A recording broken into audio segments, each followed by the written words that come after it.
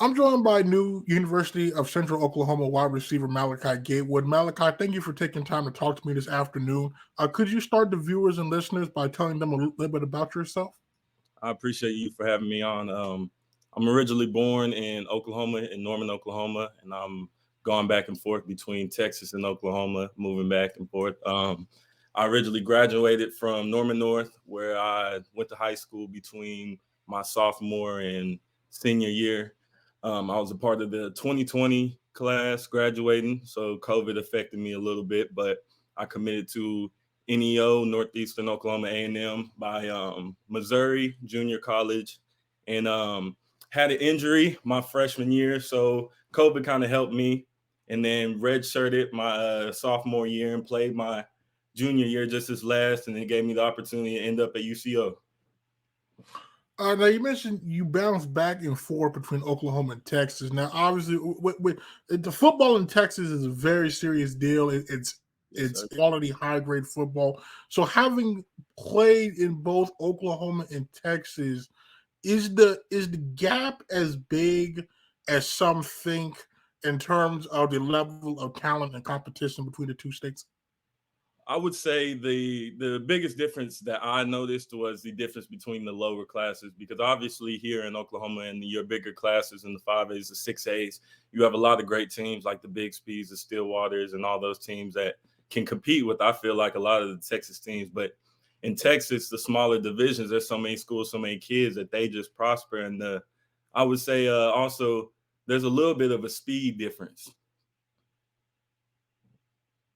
In terms of the Texas being faster than Oklahoma? Yes, I would say Texas is a bit faster because a lot of their programs are so football based that the schools own in on it, and it allows them to run their program kind of like a D1 program. So the kids in there are really fast paced and knowing what they're doing and knowing their assignment.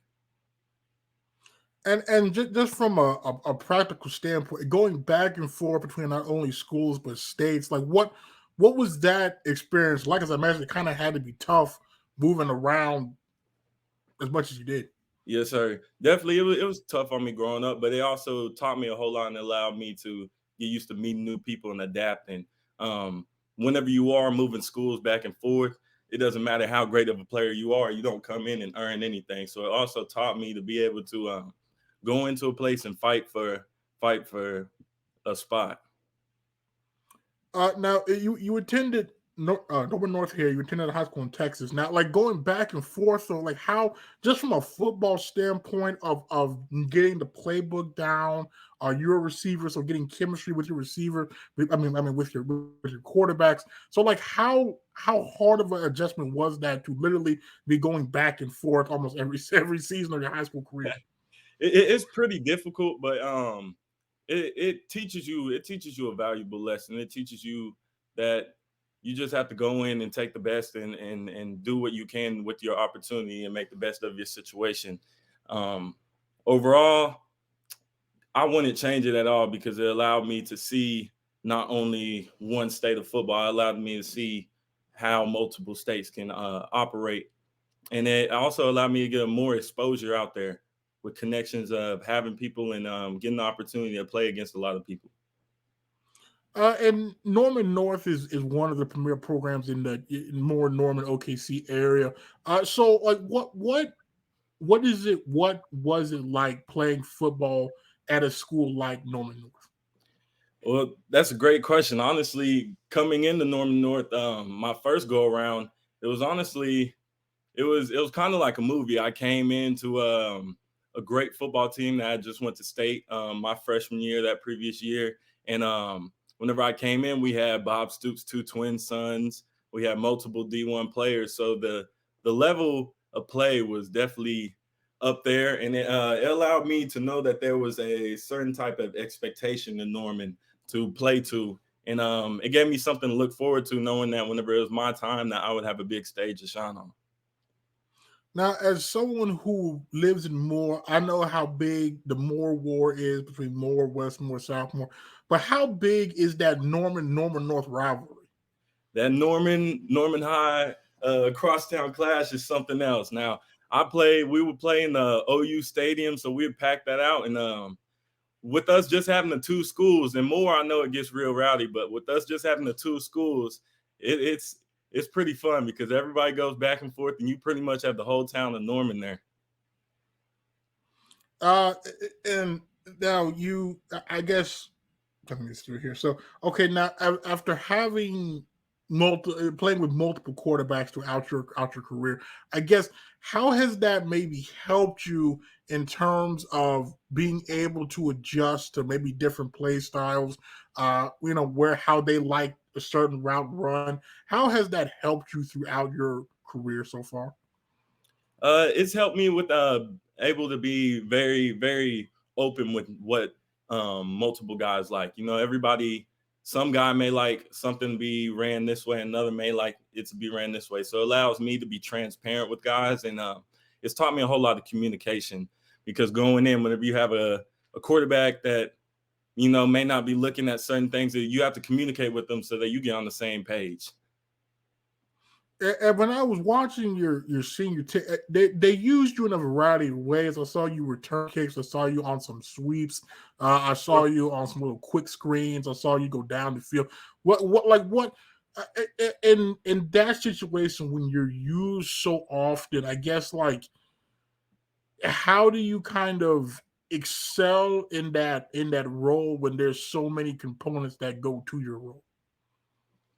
The way that I looked at it, it was almost, how can I not excel whenever I'm given so many opportunities? I like to try to take the best of every opportunity given to me and create the best out of it. So with that was more so I wanted that load on my shoulders, and I felt very comfortable with it, because with me being to be so versatile and line up on the outside or line up in the slot or take a jet sweep or do some special plays, it allowed me to not just be restricted to one area of game. Like, it just taught me, it elevated my football knowledge as well, because being in a slot, you have to learn about all types of stuff. You have to learn about all the motions. You have to learn about, rules about who can be on and off. So it allowed me to kind of be a field general in the sense to help other guys as well. I think that the slot receivers, outside receivers, it gets tossed around a lot, and I think some people think it's just interchangeable, but there's a lot of intricacies that goes into it. So, like, how long did it take you to get comfortable in that slot role? It doesn't happen for a lot of guys, but honestly, I was very comfortable in the slot role. I'd say probably about after a week, I was just held at then it was the L receiver that we were calling it. And we had kind of had a meeting between me and the coaches, and we discussed that we think I could get more opportunities with me being in the slot, being able to distract defenses with my speed, moving back and forth, and not restricting me to one side of the field. And I picked up on it very quick, and I ended up loving it. It taught me, definitely it elevated my blocking, having to change up and go in there and block the linebackers and safeties. So that's helped me a whole lot, playing outside now again, dealing with cornerbacks. But it just elevated my game. And now that you're back being outside now, like, so what? Now, I guess so. So to those that might think it's interchangeable, what would be maybe the biggest differences between playing slot and playing on the outside?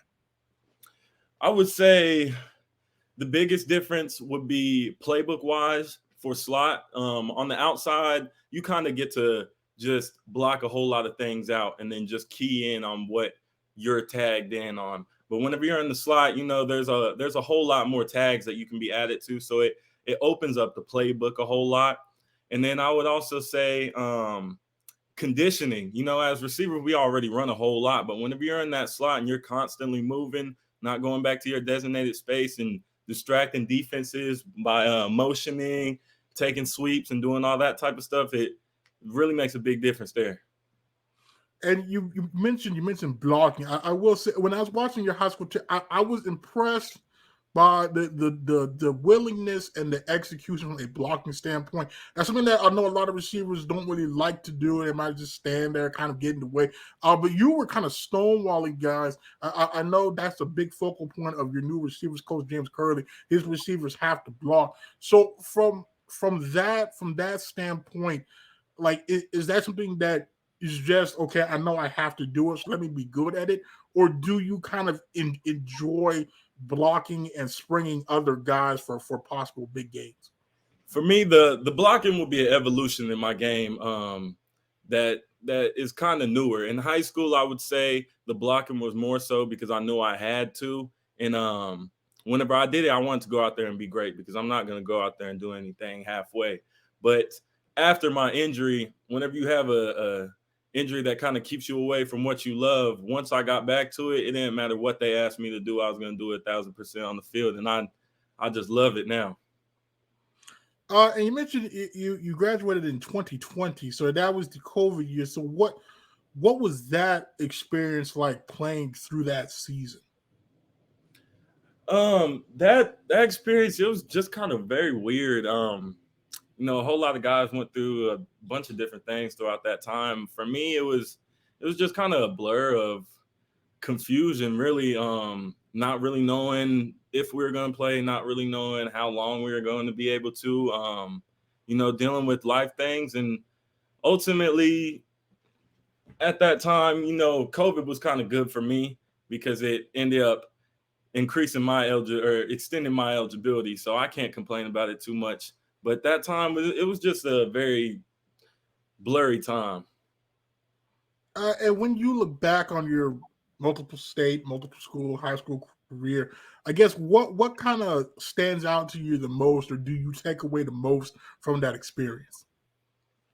I would say what I take away from it most would be the mental toughness I learned going throughout it, because number one thing in football is mental toughness. If your mind's not right, then you can't get anything right.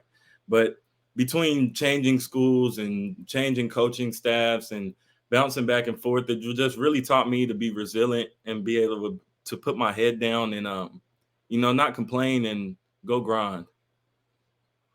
And so you signed with NEO after your time at Norman North. So how did you end up deciding that NEO is where you wanted to start your college career? I went out kind of in my recruitment, not really knowing exactly what I was looking for, just taking my visits. And upon my visits in 2020, between the schools that I have visited, I kind of just got a sense of home feeling at NEO at the time. And, I really didn't make the decision. My heart just kind of made it for me. And it's a little similar to kind of what I felt with UCO.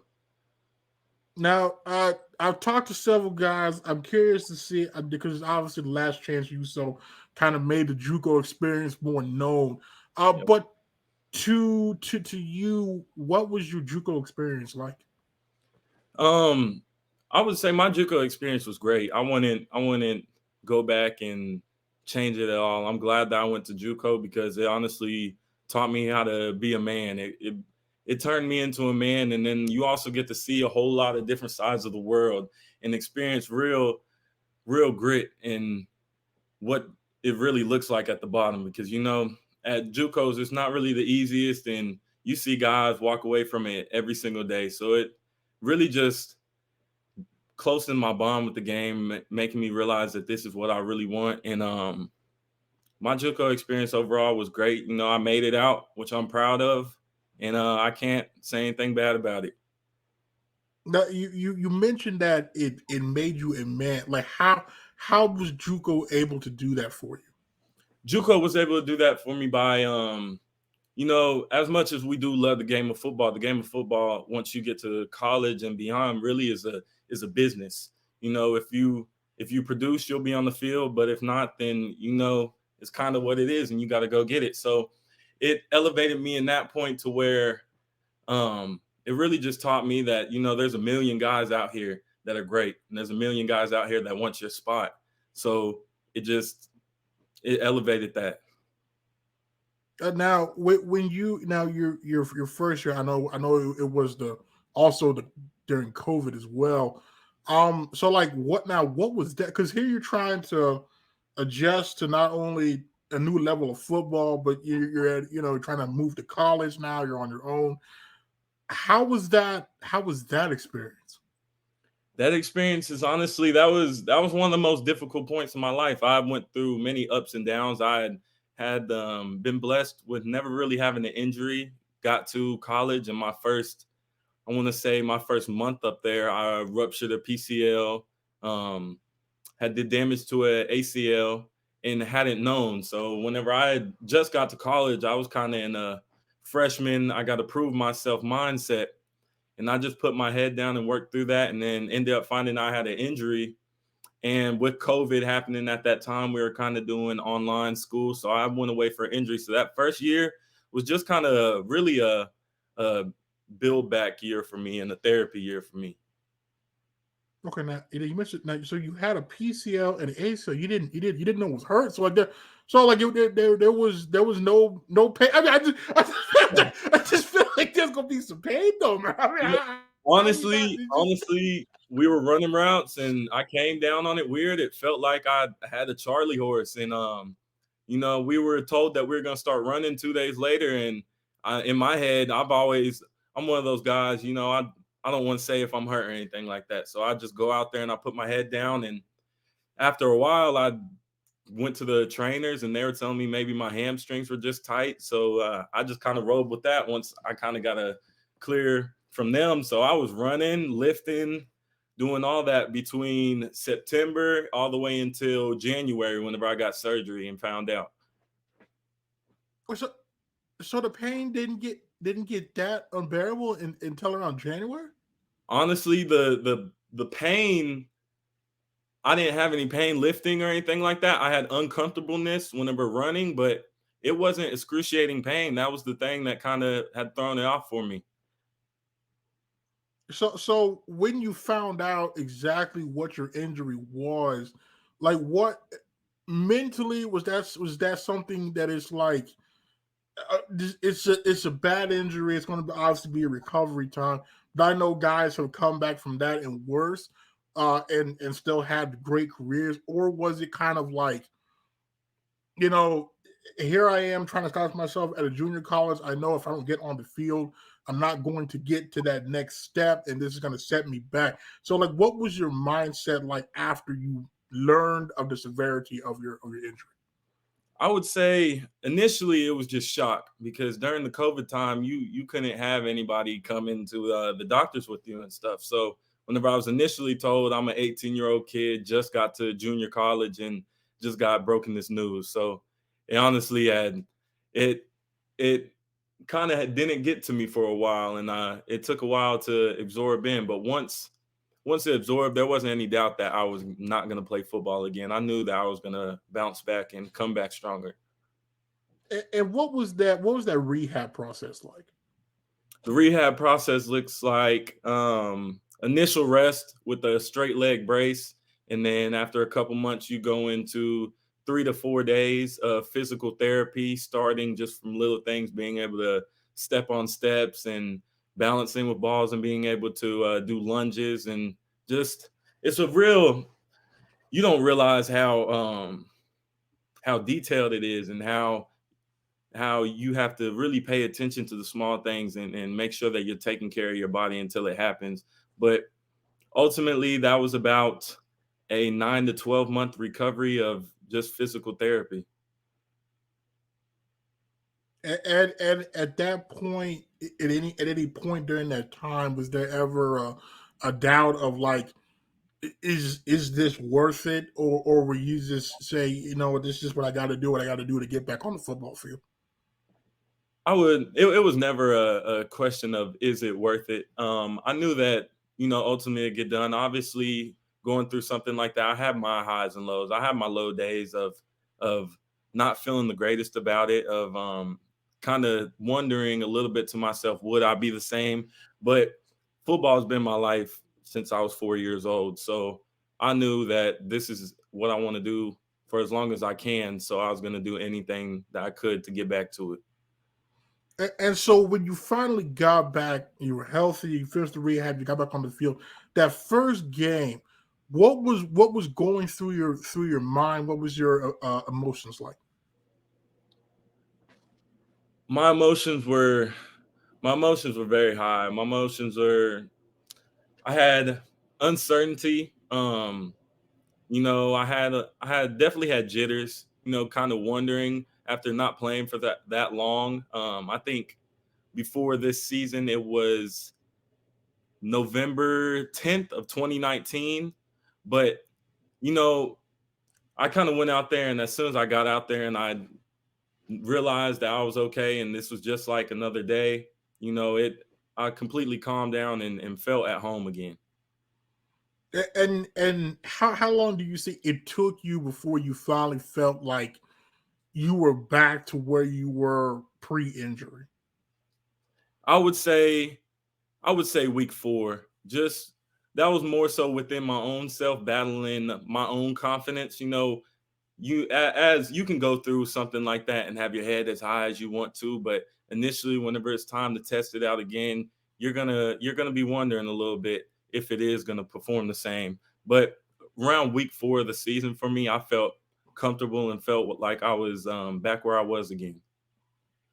Now what I find interesting, because when I watched your JUCO tape, it wasn't. I want to say it was like a stark contrast to the high school tape, but you were making a lot more contested catches. I saw you go across the middle, take some big licks. I respect anybody that's willing to go across the middle on a football field, because that's just a very, very dangerous place to be. Yeah. Man, so like, so like, and I noticed that the blocking was also improved. Was there just like how were you able to kind of go from maybe like a jack of all trades to kind of contested catch, tough catch expert? I would say that's more so the junior college. Just knowing that my opportunities would be limited in my triple option offense, I knew that I had to um, take the best of every opportunity given to me. I couldn't waste anything. So actually, I had no drops on the season, and all those big plays on there were pretty much all I was given actually. But blocking wise, I would say it was more so just the maturity going from an 18 to a 21-year-old. Just having a different type of confidence in me that I'm more developed than most of the players out there, and going out there and being able to play with the edge because of that. Okay, now so you mentioned you played a triple option offense. Now, so because there's been a lot made of receivers that play a triple option offense. You're not running routes, you're running 2 or 3 routes. Do you feel like you still ran a good amount of routes in triple option offense? Like, can we dispel this myth? I definitely feel like we ran I ran a good amount of routes. I will never say that I ran too many routes as a receiver, but a lot of guys think whenever they hear triple option, they think just run, run, run. Triple option actually goes pretty deep. I'd say we probably had 120 plus passing concepts just in our offense between the 21 and 30 sets with 2 backs and a tight end, or 3 backs in at a time with just 2 receivers. We had a whole lot of concepts. It's not just, run, run, run, but, a lot of guys in triple option offenses, those receivers are also better blockers. And knowing that your opportunities was limited, was that, how much pressure did you put on yourself to like when your number is called, like I have to execute at a high level?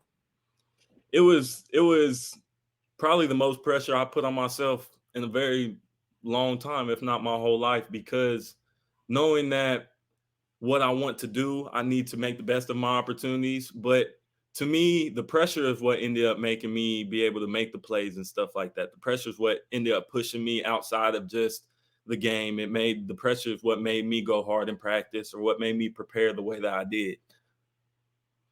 And so when you look back, I know you said JUCO, it made you a man, but like when you look back on your time at NEO, what do you take away the most from that experience? I think honestly, I'll take away the mindset that I went through without it. I would take away definitely that, and besides that, I would take away my relationships. My relationships I made in JUCO are gonna last me forever. I got a whole lot of brothers. Actually, one that's coming over with me, and Trayvon. You know, those two things right there would probably be the biggest things I'll take away from JUCO. And now, so after the season ended, obviously you were getting recruited. So what was that recruiting process like for you? And then how did you decide that UCO is where you want to continue your football career? The recruiting process, it was great for me. It was confirmation for myself that, all the work that I put in to get back to this point was worth it. It was confirmation that I am still what I thought I was before. And ultimately what ended up making me choose UCO was the feeling that I got, the hospitality from all the coaches, and they really made me feel like it was at home, especially Coach Curlee. His football knowledge is very excellent. And then I see a culture being created at UCO and something that's going to be great moving forward. And I just wanted to be a part of that.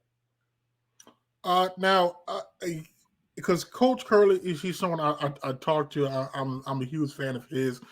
Now, because I know you're used to blocking. I talked to Coach Curlee. He said if you don't block, you're not going to play. So now, so now knowing that and knowing you came from an offense where you did a lot of blocking, now are you still prepared to be blocking the vast majority of the time? I'm prepared to play football. So whether that's asking me to go block for a guy that's running for 300 yards a game, or whether that's asking me to go out there and run a route, I'm excited to go do that. So, for me, really, I'm not a diva. I just want to go out there and play football, really. So, with me having that opportunity, I'm satisfied. And you're joining a really good receiving core. There's Jacob Delso, one of the best receivers in the conference. Madison Ridgeway was kind of in your shoes this time last year as a fellow JUCO transfer. Danny Armstead's coming in as a transfer from UCA. I just knowing all the talent that's already in that room. How do you plan to kind of carve out your role within that unit? I plan on just coming in and increasing the competition level, because I'm going to come in, and that's a guarantee with me, that I'll come in and I'm going to work. I love to see my guys eat, and I want to see the best for them as well. But, ultimately competition, I don't shy from it. And I believe that it brings out the best in everybody. So whenever I see a wide receiver room like that with a lot of great names in there and great players, it excites me, because it allows me to know that we're going to bring out the best in each other. And each day I know that I have to bring my best, because I know the guy next to me is going to as well. I guess my final football-related question, what can UCO fans expect to see out of Malachi Gatewood in a UCO uniform? UCO fans can expect to see a guy that comes in and works every day, and I'm going to elevate the competition, and I'm going to bring everything that I got to the field, most definitely. Well, but before we get you out of here, we do this with all the new guests, kind of some more get to know you type questions. So your favorite sports team can be any sport. I would say, I'm kind of weird. Football wise, I don't have a favorite NFL team, but if I say a favorite team, I have to go with Oklahoma Sooners. Okay. Now, so I'm assuming that you watched the game last night. Yeah, I did. Sadly, I did. Okay, now, but you gotta be pleased though by the effort. I mean, I am, but after being a OU fan for most of my life, and it hurts a little bit to watch those ones. Now, okay, so I mentioned that you don't have a favorite NFL team. Now, do you have a favorite receiver though? Yes, I actually have a couple. Honestly, last year it was Devontae Adams, honestly, but with guys like Jamar Jefferson and them coming up, I I would say my top 3 would be Tyreek, Devontae Adams, and then I would say Justin Jefferson right now. Okay. Okay. Let's see. Your favorite hobby outside of football. Favorite hobby outside of football? Let me think. I'm a homebody. I'm a guy that stays in. I would say hanging out with my dogs. Okay. And what kind of dogs do you have? American bullies. Oh, okay. Yes, sir. Yeah. Okay. Let's see. Okay, you have a favorite TV show? No, I'm not a big TV guy. Okay. Now, do you play video games? No, not a. I'm honest. I'm more of a what I would say a real lifer. I kind of gave up the games and the TV a while ago, but you'll catch me watching football games. Okay. Okay. Now, when you did game though, now were we Xbox or were we PlayStation? Oh, we're PlayStation all the way. Okay. See now. I just want you to know because the man's gonna be your coach. I just have you know, Coach Curlee and Coach Curlee, Coach Doral, and one of your punters, Bo Phelps, are so far the only 3 Xbox guys on the team. Now, I just feel the need to tell you that. So, just ever in case that gets brought up and they get ragged on, it's just so. Okay, I got to remember that one and keep it in my back pocket. Okay. Let's see your favorite musical artist. Favorite musical artist. We're going new school, old school. It could just in general. In general, I would say, let me think. I'm gonna go old school with it. I'm just gonna go Pac. Okay. Now, do you have favorite Tupac song? Dear Mama. Classic. Okay. Now, because you did live some in Texas. Now, when you were in Texas, did you ever get into the local rap there, like the Trader Truths, the Zeros, Paul Walls? Did you ever get into any of those guys? There's a couple guys I've gone on to as I'm older with the little guys like a Little Tuesday and stuff like that. But I've had a couple friends that actually rap down there. They're pretty good. Okay. Now, do you listen to Lil Wayne at all? I do listen to Wayne. I feel like that's a crime if you don't. Okay, now I have to ask which is better, old Lil Wayne or new Lil Wayne? I gotta go old Wayne. Old Wayne, whenever Wayne was at the top of the game, killing everybody, you gotta go there. Okay. Now I ask this every time because one of your new teammates, Jace Gardner, he came out here and he when I asked him that question because he's a diehard Lil Wayne fan, he tried to claim that new Lil Wayne was better than the old Lil Wayne. Since that time, he's been dragged through the mud on that. I just want you to know, and also as a fair warning, the auxiliary cord I heard is not a place for a week. That they will literally unplug your phone if the vibe is not right. So I just suggest if you're brave enough to put something on the aux, just make sure it's not gonna get yanked. Because I've been talking to Noah Dobson. He tried to put on a Justin Bieber song, which didn't end too well. And then Jace put on some R&B Drake during a workout one time and got his phone yanked. just fair warning. They kind of savage. I gotta make sure I step right next time. They got a savage on that. Get your favorite food. Ooh, I'm a pretty basic guy. I'm a burger guy. Okay, now there's a lot of burger places. Which is the go-to burger place? Go-to burger place, I'd say the Garage. Okay, I agree. They're very good. I agree. There's one a mile from my house. It's fantastic. Fantastic. Fantastic. Let's see. Okay, do you have any pregame routines or rituals that you normally do? I like to go to the 11-yard line and pray. I had a friend of mine I went to high school with that wore the number 11, and he had passed away in a car accident my senior year of high school. So I go to the 11-yard line and pray before my games.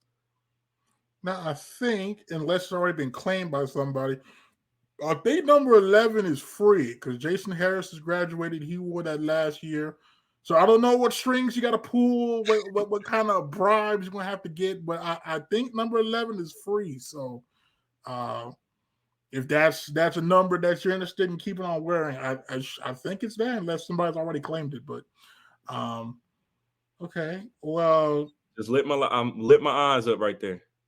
because Jason Harris wore it and Jason Harris graduated, so it should be free, like I said, unless somebody takes it. But so I don't know. Is that what else I have? Okay, I guess my final question for you would be so coming into your first season on campus, what are your goals? My goals are to adapt very quickly into what the program is and what the expectations are at UCO between teammates and coaches. And secondly, take care of my grades. It's a big thing for all us athletes, to be eligible and make the best of that, because, education's just up there with our sports. It's not just football. Well, Malachi, I appreciate you taking time this afternoon to come on and talk to me. I'm wishing you the best of luck this season. Hopefully you get your number 11. Hopefully if you brave the odds of being on the aux cord, hopefully your phone doesn't get yanked. And when I talk to people and ask who's the worst on the aux cord, I'm hoping your name was not on that list. It's brutal. It's very brutal. I just want you to know. But like I said, I'm wishing you the best, and I'm looking forward to seeing what you do this season in the UCO uniform. Anytime you want to come back on, you're more than welcome to. Yes, sir. I appreciate it. I appreciate you for having me on, and I look forward to showing everybody at UCO what I have to offer. All right. Well, thank you, Malachi. I appreciate it.